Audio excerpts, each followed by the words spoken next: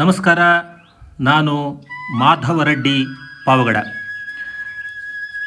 ಶ್ರಮದ ಹಾದಿಯಲ್ಲಿ ಬೆವರ ಹನಿಗಳು ಮುತ್ತಾಗಲಿ, ಪರಿಶ್ರಮದ ಹಣತೆ ಹಚ್ಚಿದಾಗ ಯಶಸ್ಸು ಹತ್ತಿರವಾಗಲಿ,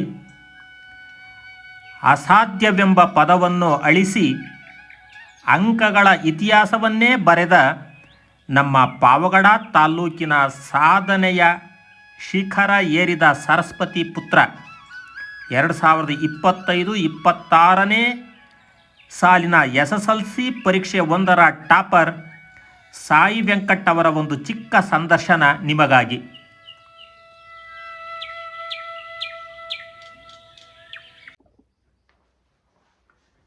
ನಮಸ್ಕಾರ. ನಾನು ಮಾಧವರೆಡ್ಡಿ ಪಾವಗಡ. ಇವತ್ತು ಮೊನ್ನೆ ತಾನೇ 2025-26ನೇ ಸಾಲಿನ SSLC ಪರೀಕ್ಷೆ 1ರ ಫಲಿತಾಂಶ ಪ್ರಕಟಗೊಂಡಿದೆ. ಅದರಲ್ಲಿ ಪಾವಗಡ ತಾಲ್ಲೂಕಿನ ಟಾಪರ್ ಅವರ ಸಂದರ್ಶನವನ್ನು ಈ ಒಂದು ಕಾರ್ಯಕ್ರಮ ನಾವು ಮಾಡ್ತಾ ಇದ್ದೀವಿ. ಅದರಲ್ಲಿ ಪಾವಗಡ ತಾಲ್ಲೂಕಿನ ಟಾಪರ್ ಆಗಿರ್ತಕ್ಕಂಥವರು ಸಾಯಿ ವೆಂಕಟ್ ಅಂತಂದೇಳಿ ಅವರ ಪರಿಚಯಾತ್ಮಕ ಒಂದು ಸಂಚಿಕೆ ಇದಾಗಿದೆ. ನಮಸ್ಕಾರ ಸಾಯಿ ವೆಂಕಟ್ ಅವರೇ. ನಮಸ್ಕಾರ ಸರ್. ಈಗ ಸಾಯಿ ವೆಂಕಟ್ ಅವರೇ, ಈಗ ಮೊನ್ನೆ ತಾನೇ SSLC ರಿಸಲ್ಟ್ ಬಂದಿದೆ. ಆ SSLC ರಿಸಲ್ಟಲ್ಲಿ ತಾಲೂಕ್ ಟಾಪರ್ ಆಗಿದ್ರಿ ತಾವು. ಆ ತಾಲೂಕ್ ಟಾಪರ್ ಆದರೆ ಅದರಲ್ಲಿ ಒಟ್ಟು 625 ಅಂಕಗಳಿಗೆ ಎಷ್ಟು ಅಂಕ ಗಳಿಸಿ ತಾಲೂಕ್ ಟಾಪರ್ ಆಗಿದ್ರಿ ತಾವು? ಸರ್, ನಾನು 625 ಅಂಕಗಳಿಗೆ 621 ಅಂಕ ಗಳಿಸಿ ಟಾಪರ್ ಆಗಿದ್ದೀನಿ. 625 ಅಂಕಗಳಿಗೆ 621 ಅಂಕ ಗಳಿಸಿ ತಾವು ಟಾಪರ್ ಆಗಿದ್ರಿ. ಬಹಳ ಸಂತೋಷ. ಹಾಗಾದ್ರೆ ಇನ್ನು 4 ಮಾರ್ಕ್ಸ್ ಎಲ್ಲೋಯ್ತು ನಿಮ್ದು?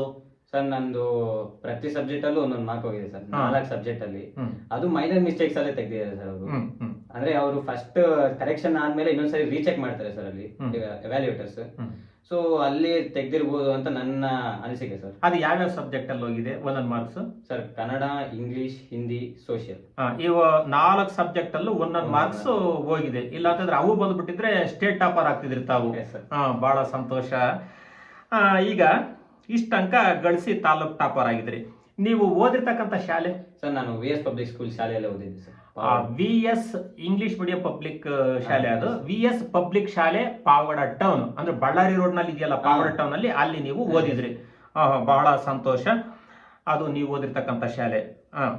ಈಗ ನಾವು ಸಾಯಿ ವೆಂಕಟ್ ಅವರ ಒಂದು ಚಿಕ್ಕ ವಿಡಿಯೋ ಇದೆ, ಪರಿಚಯಾತ್ಮಕ ವಿಡಿಯೋ. ಅದನ್ನ ಒಮ್ಮೆ ನೋಡ್ಕೊಂಡು ಬರೋಣ ಬನ್ನಿ.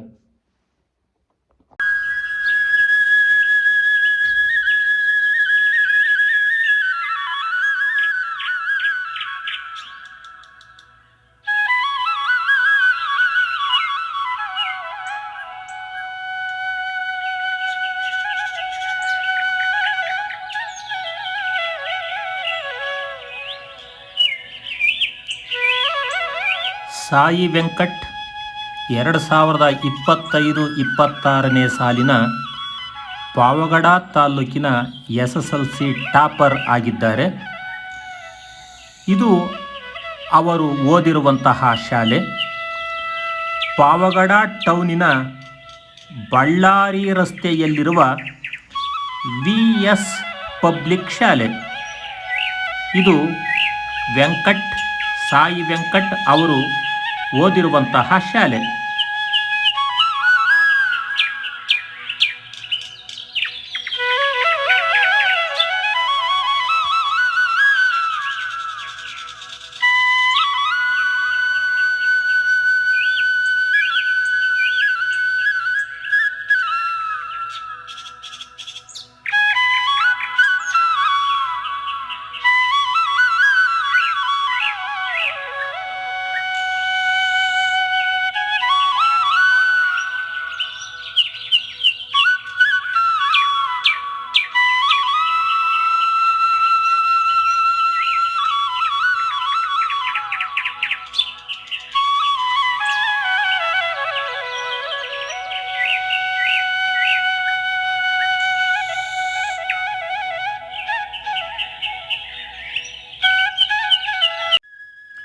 ಸಾಯಿ ವೆಂಕಟ್ ಅವರು GV ಗೋವಿಂದರಾಜು, G ಶ್ರೀದೇವಿ ಇವರ ಸುಪುತ್ರ, ರೊದ್ದಂ ಚಲಪತಿಯವರ ಮೊಮ್ಮಗ.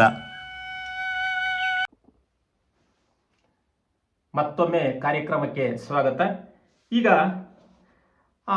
ಸಾಯಿ ವೆಂಕಟ್ ಅವರೇ, 2025-26ನೇ ಸಾಲಿನ SSLC ಪರೀಕ್ಷೆ 1ರ ಫಲಿತಾಂಶ ಬಂದಿದ್ದು, ಅದರಲ್ಲಿ ನೀವು ಟಾಪರ್ ಆಗಿ ಹೊರಹೊಮ್ಮಿದ್ದೀರಿ. ಈ ಸಂತೋಷದ ಕ್ಷಣದಲ್ಲಿ ಏನಾದರೂ ಮನಬಿಚ್ಚಿ ಹೇಳ್ಕೊಳ್ಳೋಂಥ ವಿಚಾರಗಳಿದಾವ? ಸರ್, ಈ 2025-26ನೇ ಸಾಲಿನ SSLC ಪರೀಕ್ಷೆಯಲ್ಲಿ ನಾನು ತಾಲೂಕಿಗೆ ಪ್ರಥಮ ಸ್ಥಾನ ಪಡೆದು, ಹಾಗೆ ನಮ್ಮ ಜಿಲ್ಲೆಗೆ 3ನೇ ಸ್ಥಾನ, ರಾಜ್ಯಕ್ಕೆ 5ನೇ ಸ್ಥಾನ, ಹೀಗೆ ನನಗೆ ರ್ಯಾಂಕ್ ಬಂದಿರೋದ್ರಿಂದ ಬಹಳ ಖುಷಿ ಆಗ್ತಿದೆ ಸರ್. ನಮ್ಮ ಅಪ್ಪ ಅಮ್ಮ, ಬಂಧು ಮಿತ್ರರು, ನಮ್ಮ ಶಿಕ್ಷಕರು ಎಲ್ಲರಿಗೂ ಸಹ ಈ ಒಂದು ಮೈಲುಗಲ್ಲು ಬಹಳ ಸಂತೋಷವನ್ನು ನೀಡಿದೆ ಅಂತ ಹೇಳಿದೆ. ಬಹಳ ಸಂತೋಷ. ಮತ್ತೆ ನಿಮ್ಮ ಕುಟುಂಬದವರು ಈ ಸಾಧನೆಗೆ ಏನಾದರೂ ಬೆಂಬಲ ನೀಡಿರ್ತಕ್ಕಂಥ ಬೆಂಬಲ? ಸರ್, ನಾನು 10th ಸ್ಟಾರ್ಟ್ ಆದಾಗಿಂದನೂ ಸಹ ಪ್ರತಿನಿತ್ಯನೂ ಓದ್ತಿದ್ದೆ ಸರ್. ಈ ತರ ಎಕ್ಸಾಮ್ ಟೈಮ್ ಮತ್ತೆ ಟೆಸ್ಟ್ ಟೈಮ್ ಇರಬೇಕಾದ್ರೆ ರಾತ್ರಿ ಹೊತ್ತು ತುಂಬಾ ಹೊತ್ತು ಓದ್ತಿದ್ದೆ ಸರ್, ನೈಟ್ ಔಟ್ ಮಾಡಿ. ಆ ಟೈಮಲ್ಲಿ ನನ್ನ ಜೊತೆ ಅವರು ಸಹ ನಿದ್ದೆಗೆಟ್ಟು ಎದ್ದು, ನಾನೇನಾದ್ರೂ ನಿದ್ದೆ ಬರುತ್ತೆ ಅಂತ ಹೇಳಿದ್ರೆ ಟೀ ಅಥವಾ ಕಾಫಿ ಕೊಟ್ಟು ನನಗೆ ನನ್ನ ಜೊತೆನೆ ಇದ್ದು ನನಗೆ ಧೈರ್ಯ ತುಂಬಾ ಸಪೋರ್ಟ್ ಕೊಟ್ಟಿದೆ ಸರ್ ಅಪ್ಪ ಅಮ್ಮ.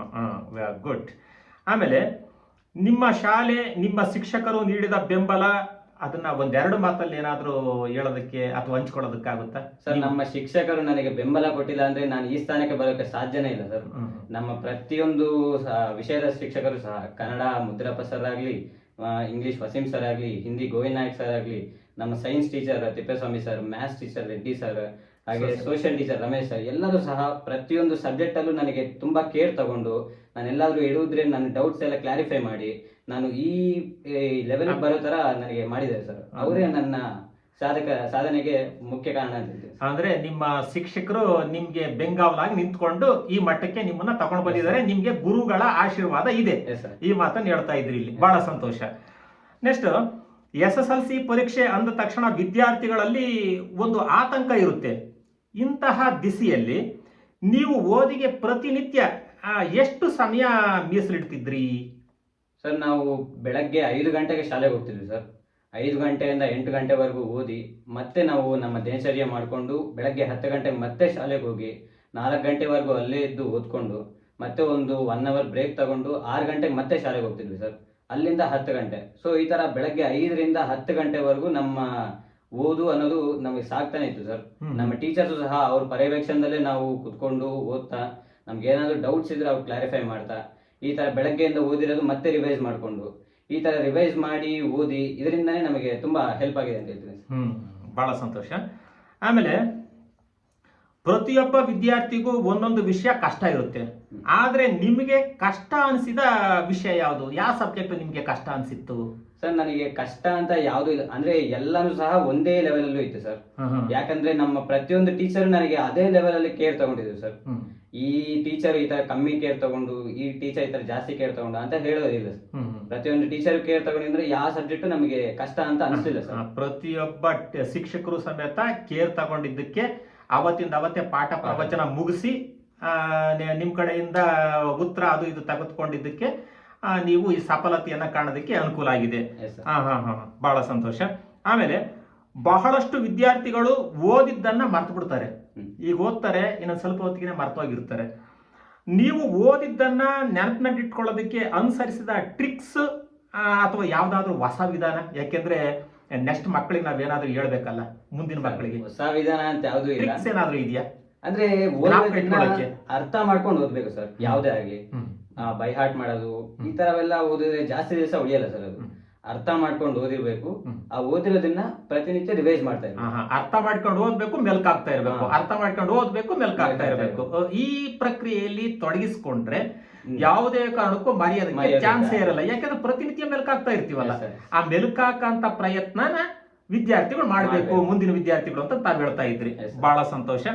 ನೆಕ್ಸ್ಟ್, ಪರೀಕ್ಷೆಯ ಸಮಯದಲ್ಲಿ ಒತ್ತಡವನ್ನ ನಿಭಾಯಿಸಲು ನೀವು ಅಳವಡಿಸಿಕೊಂಡಿದ್ದ ವಿಶೇಷ ರೊಟೀನ್ ಏನಾದ್ರೂ ಇದೆಯಾ? ಸರ್, ನಮಗೆ ಪರೀಕ್ಷೆಯ ಸಮಯದಲ್ಲಿ ಒತ್ತಡ ಅನ್ನೋದು ಜಾಸ್ತಿ ಇರಲಿಲ್ಲ ಸರ್. ನಾವು ಈ 10th ಸ್ಟಾರ್ಟ್ ಆದಾಗಿಂದಾನು ಸಹ ಓದ್ತಾ ಬಂದಿರೋದ್ರಿಂದ ಪರೀಕ್ಷೆ ಬರುವಷ್ಟೊತ್ತಿಗೆ ನಾವು ಫುಲ್ ರೆಡಿ ಆಗಿದ್ವಿ ಸರ್. ಈಗ ಪರೀಕ್ಷೆ ಟೈಮಲ್ಲಿ ಓದೋದು ಹೆಂಗಾಗುತ್ತೆ ಅಂದ್ರೆ, ನಾವು ಯುದ್ಧ ಕಾಲದಲ್ಲಿ ಶಸ್ತ್ರಾಭ್ಯಾಸ ಮಾಡ್ದಂಗೆ ಆಗುತ್ತೆ ಸರ್. ಅದರಿಂದ ನಾವು ಪರೀಕ್ಷೆ ಟೈಮ್ಗೆ ಫುಲ್ ರೆಡಿ ಆಗಿದ್ವಿ. ಅವಾಗ ಒತ್ತಡ ಏನು ಇಲ್ಲದೆ ಸಮಾಧಾನವಾಗಿ ರಿವೈಸ್ ಮಾಡ್ಕೊಂಡು ಸಮಾಧಾನವಾಗಿ ಎಕ್ಸಾಮ್ ಮಾಡಿದ್ವಿ ಸರ್. ಆ ತರ ಮಾಡಿದ್ರಿ.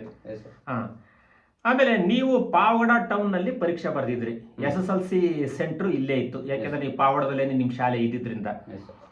ಪರೀಕ್ಷಾ ಕೇಂದ್ರದಲ್ಲಿ ಪ್ರಶ್ನೆ ಪತ್ರಿಕೆ ನಿಮಗೆ ಕೈಗೆ ಬಂದಾಗ ನೀವು ಮೊದಲಿಗೆ ಏನ್ ಮಾಡ್ತಾ ಇದ್ರಿ, ಆಮೇಲೆ ನಿಮ್ ಟೈಮ್ ಮ್ಯಾನೇಜ್ಮೆಂಟ್ ಹೇಗಿತ್ತು ಸರ್? ಪರೀಕ್ಷಾ ಪತ್ರ ನಮ್ಗೆ ಕೈಗೆ ಬಂದಿದ ತಕ್ಷಣ ಮೊದಲಿಗೆ ದೇವರಿಗೆ ಕೈ ಮುಗಿಬೇಕು ಸರ್. ಫಸ್ಟ್ ಮನಸ್ ದೇವರನ್ನ ನೆನೆಸ್ಕೊಳ್ಬೇಕು. ಆಮೇಲೆ ಒಂದು 10 ರಿಂದ 15 ನಿಮಿಷ ಕ್ವಶನ್ ಪೇಪರ್ ಮೊದಲನೇ ಅಕ್ಷರದಿಂದ ಕೊನೆ ಅಕ್ಷರವರೆಗೂ ಪ್ರತಿಯೊಂದು ನೀಟಾಗಿ ಓದ್ಬೇಕು. ನೀಟಾಗಿ ಓದ್ಬೇಕು, ಅರ್ಥ ಮಾಡ್ಕೊಂಡು ಓದ್ಬೇಕು ಸಮಾಧಾನವಾಗಿ. ಆ ತರ ಓದೋದ್ರಿಂದ ಏನಾಗುತ್ತೆ, ನಾವು ಓದಿರೋದೆಲ್ಲ ಮೈಂಡ್ ಅಲ್ಲಿ ರೀಕಾಲ್ ಆಗ್ತಿರುತ್ತೆ ಸರ್. ಇದೆಲ್ಲ ನಾವು ಓದಿರೋದೇ ಅಲ್ವಾ ಅಂತ. ಅವಾಗ ಸಮಾಧಾನವಾಗಿ ಟೈಮ್ ಪ್ರತಿಯೊಂದಕ್ಕೆ ಎಷ್ಟಿಷ್ಟು ಟೈಮ್ ಅಂತ ನಾವು ಕೊಟ್ಕೊಂಡು ನೀಟಾಗಿ ಹ್ಯಾಂಡ್ ರೈಟಿಂಗ್ ನೀಟಾಗಿದ್ದು ಅಷ್ಟು ಟೈಮಲ್ಲಿ ಮುಗಿಸ್ಬೇಕು ಸರ್, 3 ಗಂಟೆಯಲ್ಲಿ. ಇದಕ್ಕೆ ಏನಂದ್ರೆ ಪ್ರಾಕ್ಟೀಸ್ ಇರ್ಬೇಕು ಸರ್ ಎಕ್ಸಾಮ್ ಟೈಮ್.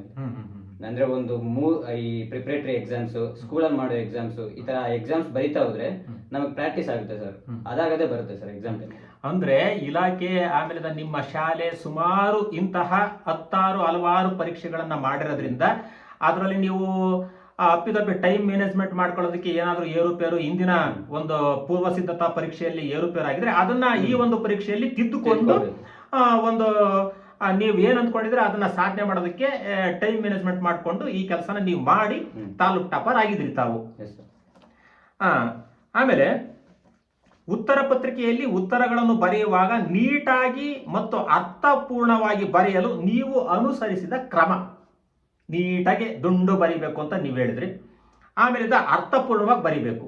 ಹೆಂಗೆ, ಈಗ ಏನಾದರೂ ಆನ್ಸರ್ ಬುಕ್ಲೆಟ್ ಅಲ್ಲಿ ನೀವು ಓನಾಗಿ ಏನಾದರೂ ಆನ್ಸರ್ ಬರೀತಿದ್ರ ಅಥವಾ ಪಠ್ಯ ಪುಸ್ತಕದಲ್ಲಿ ಇರ್ತಕ್ಕಂತಹ ಶಬ್ದಗಳನ್ನ ಅತಿ ಹೆಚ್ಚು ಬಳಸ್ಕೊಂಡು ನೀವು ವಾಕ್ಯ ಜೋಡಣೆ ಮಾಡಿ ಅರ್ಥಪೂರ್ಣವಾಗಿ ಉತ್ತರನ ಬರಿತಾ ಇದ್ರ, ಹೇಗೆ ಸರ್? ನಾವು ಪಠ್ಯ ಪುಸ್ತಕದಲ್ಲಿರೋ ಪದಗಳನ್ನ ಅತಿ ಹೆಚ್ಚು ಬಳಸ್ಕೊಂಡು ಬೈತಿದ್ವಿ ಸರ್. ಯಾಕಂದ್ರೆ ಈ ಎವ್ಯಾಲ್ಯೂಯೇಟರ್ಸ್ ಕೆಲವು ಪದಗಳು ಮಾತ್ರ ನೋಡ್ತಾರೆ ಸರ್, ಮ್ಯಾಕ್ಸಿಮಮ್.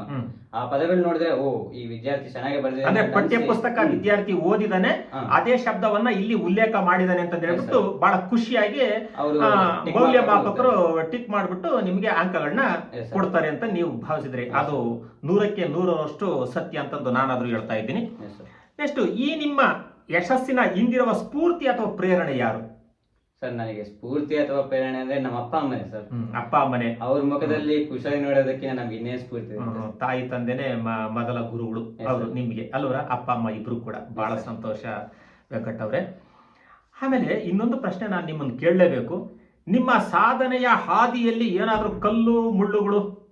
ಸರ್, ಪ್ರತಿಯೊಂದು ವಿಷಯದಲ್ಲೂ ಕಳ್ಳು ಮುಳ್ಳು ಅನ್ನೋದು ಇದ್ದೇ ಇರುತ್ತೆ ಸರ್.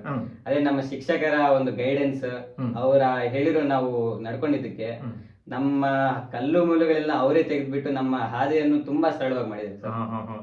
ಅಂದ್ರೆ ಸಾಧನೆಯ ಹಾದಿ ಕಲ್ಲು ಮುಳ್ಳಿಂದ ಇರುತ್ತೆ, ಅದನ್ನೆಲ್ಲನ ನಿಮ್ಮ ಶಿಕ್ಷಕರು ಕಲ್ಲು ಮುಳ್ಳುಗಳನ್ನ ಹರಗು ಮಾಡ್ಬಿಟ್ಟು ನಿಮಗೆ ಸುಗಮವಾಗಿ ಸಾಧನೆಯ ಹಾದಿಯಲ್ಲಿ ಸಾಗೋದಕ್ಕೆ ಅನುಕೂಲ ಮಾಡಿಕೊಟ್ಟಿದ್ದಾರೆ ಅಂತ ಹೇಳ್ತಾ ಇದ್ರಿ. Very good. ನೆಕ್ಸ್ಟ್, ಇನ್ನೊಂದು ಕ್ವಶನ್. ಈಗ ನಿಮ್ಮ ಮುಂದಿನ ಗುರಿ ಏನು? ಮುಂದಿನ ದಿನಗಳಲ್ಲಿ ಯಾವ ಕ್ಷೇತ್ರವನ್ನು ಆಯ್ಕೆ ಮಾಡಿಕೊಳ್ಳುವ ಆಲೋಚನೆ ನಿಮ್ಮಲ್ಲಿದೆ? ಸರ್, ನಾನು ಸೈನ್ಸ್ ಅನ್ನೇ ತಗೊಂತೀನಿ ಸರ್ ಮುಂದೆ ದಿನಗಳಲ್ಲಿ. ಸೈನ್ಸ್ ಅಂದ್ರೆ ಈಗ PCMB ಅಂತ ಇದೆ, PCMC ಅಂತ ಇದೆ. Sir, PCMC ತಗೊಂತೀನಿ. PCMC ಯಾಕೆ PCMC ತಗೊಂತೀರಿ? ಸರ್, ನಾನು JEE ಎಕ್ಸಾಮ್ ಬರೆದು ಅದರಿಂದ IIT ಕ್ವಾಲಿಫೈ ಆಗಿ ಅಲ್ಲಿ ನಾನು ಒಂದು ಜಾಬ್ ತಗೊಂಡು ಮಲ್ಟಿ ನ್ಯಾಷನಲ್ ಕಂಪನೀಸ್ ಅಲ್ಲಿ ವರ್ಕ್ ಮಾಡ್ಬೇಕಂತ ನಂದು ಒಂದು ಆಸೆ ಇದೆ ಸರ್ ಚಿಕ್ಕವಾಗಿಂದ. ಅದನ್ನ ನನ್ಸ್ ಮಾಡ್ಬೇಕಂತಾನೆ ಸೈನ್ಸ್ ತಗೊಂಡು ನನ್ನ ಸಾಧನೆ ಮುಂದೆ ಬರುತ್ತೆ.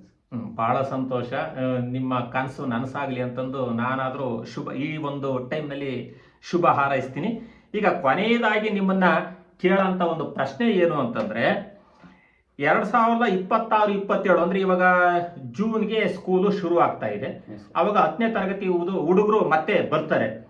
ಆ ಬಂದಂತ ವಿದ್ಯಾರ್ಥಿಗಳಿಗೆ, ಕಿರಿಯ ವಿದ್ಯಾರ್ಥಿಗಳಿಗೆ ನೀವು ನೀಡತಕ್ಕಂತಹ ಅತ್ಯಮೂಲ್ಯವಾಗಿರ್ತಕ್ಕಂತಹ ಸಲಹೆ ಏನಾದ್ರೂ ಇದೆಯಾ?